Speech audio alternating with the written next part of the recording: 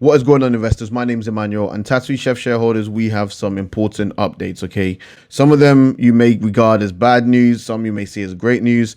I'll give my thoughts and opinions, but as you can see from my screen right now, our CFO has officially resigned from the company, effective immediately, and we're going to jump straight into that.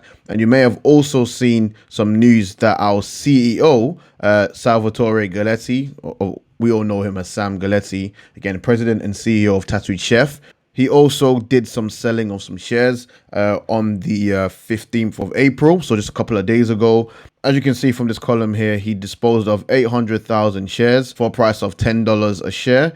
And further down, he disposed of 500,000 shares pretty much at no cost. Okay, so we're going to get into that because it's for very, very good reason. Now, people are trying to paint this as a bad thing, but there was a follow-up filing which confirms his reasons why. And I'm going to bring that to you as well, so you don't panic, you don't freak out, you don't think, oh, insiders are selling, the CEO's selling, the CFO's resigned, I'm selling my shares. Hold your horses, okay?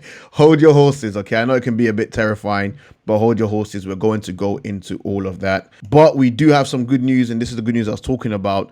Daniel Williamson spent $2.5 million buying some Tattooed Chef stock. Okay, so we're going to go into every single thing. We'll break it down. But before we dive into all of that, please make sure you smash the like button if you gain some value from this video.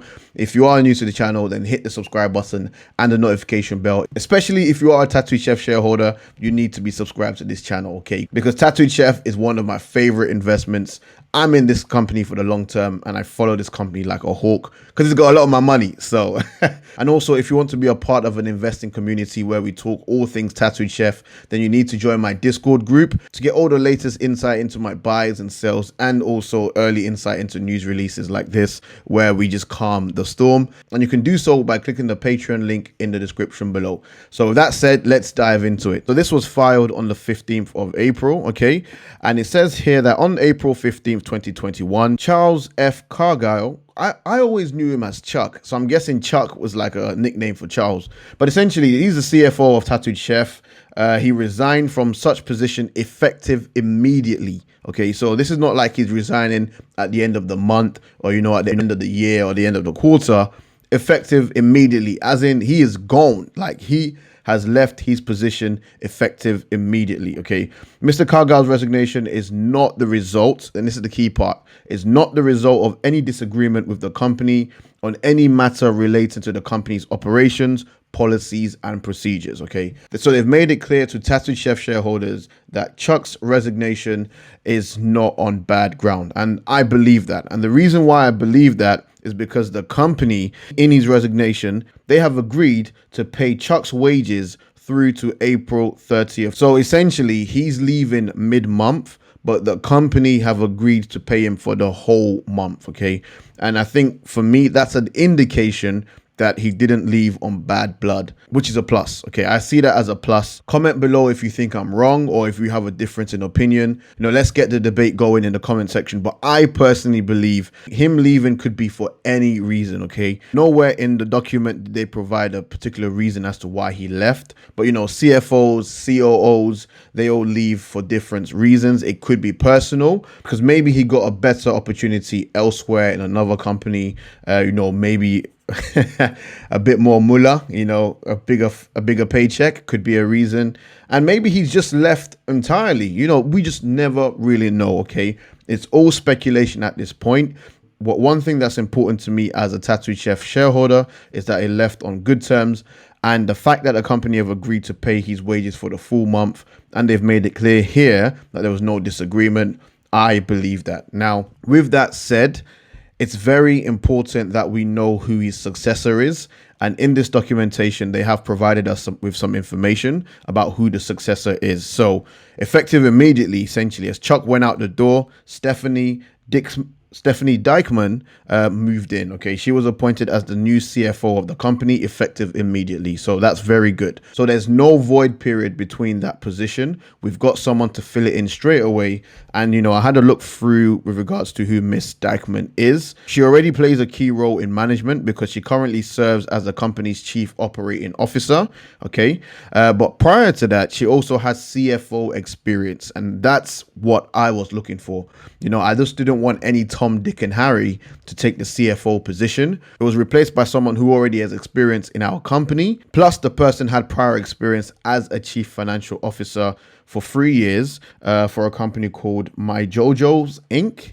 I never heard of My Jojo's, but she's got experience. Okay, she's got 3 years worth of CFO experience. I'm not mad at all with this replacement. Okay, so it says here that she has over 12 years of combined food industry experience overseeing accounting, business supports, financial planning, analysis, treasury, real estate, and tax functions. Okay, so these are essentially the roles that we're going to need to be played by Stephanie. Okay, and it seems like she has the credentials. And to back up her previous experience at my Jojo, Miss Dijkman was CFO at Appa Fine Foods, which was a private label food manufacturer of fresh, ready-to-eat frozen meals and grilled chicken products, where she worked for over 7 years. She also held a financial controller position with the Perfect Bite Co., a gourmet frozen appetizer company. So my take on this is that brilliant. You know, we've got someone with a great amount of experience taking the role effective immediately. There's no void period where we have to look for a CFO, start interviewing people.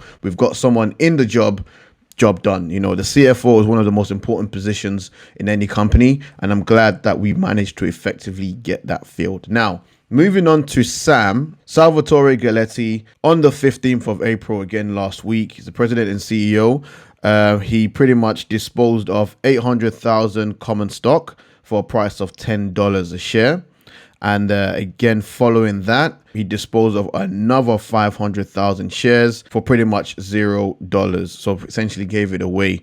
Now, the reason why he did that, and I don't want you to panic, there's a perfectly good reason for his actions. Another form was filed shortly afterwards, which was a Schedule 13D. And if you scroll down to the explanatory notes, it explains exactly why he sold. So on the 15th of April 2021, Mr. Galletti transferred 800,000 shares, okay, to certain lenders in satisfaction of personal indebtedness owed by him to those lenders at an agreed upon price of $10 per share in a privately negotiated transaction. So essentially, the first 800,000 shares that we saw him dispose of for $10 a share was to his lenders. Okay, he was clearing off his debt. And as a form of gratitude, he also awarded them another 500,000 shares in a bona fide gift. So I absolutely appreciate Tattoo Chef doing this. Okay, it's just to settle any nerves. It always leaves a bit of a sour taste in your mouth when you see the CEOs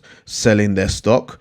But this is for good reason. Okay, I love the fact that they gave us a reason, and this is why I'm very bullish on this company, because they've actually bothered to tell shareholders why he sold. And to be honest, he didn't really need to, but I appreciate it nonetheless. Okay, I appreciate it nonetheless, because I'm in companies where certain CEOs are flogging their shares with no explanatory notes left at all. Okay, so this is very, very good to see, and I appreciate that. Now, moving on to the third piece of news.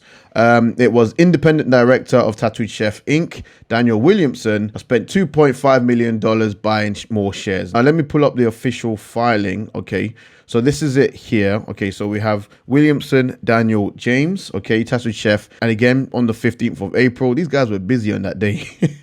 On the 15th of April, he acquired 250,000 shares at a price of $10 per share. I mean, I wish I was an insider, man. Like $10, like that is a bargain. All right, that is a bargain, but that is also very good to see. And if you're not familiar with who this chap is, if you go onto our board of directors list on our website, you can see here you've got Sam Galletti, you've got Brian Roseberg here, you've got Paula. I'm not going to try and pronounce that last name. You've got Ed. And then here you have Daniel Williamson. So he's a key member of the board. And it's very reassuring when you're seeing members of the board picking up more shares. Just this piece from Simply Wall Street. Tattoo Chef shareholders will be happy to see that the independent director Daniel Williamson recently bought a whopping 2.5 million worth of stock at a price of $10 a share. That increased their holdings by a full 3,346%, which arguably implies the sort of confidence required for a shy, sweet-natured nerd to ask the most popular kid in school to go out on a date. I actually like that. That's quite cool. But this is very good, okay? This is very good to see. Another way to test the alignment between the leaders of a company and other shareholders is to look at how many shares they own, which is facts, okay? That has been my biggest lesson so far of 2021.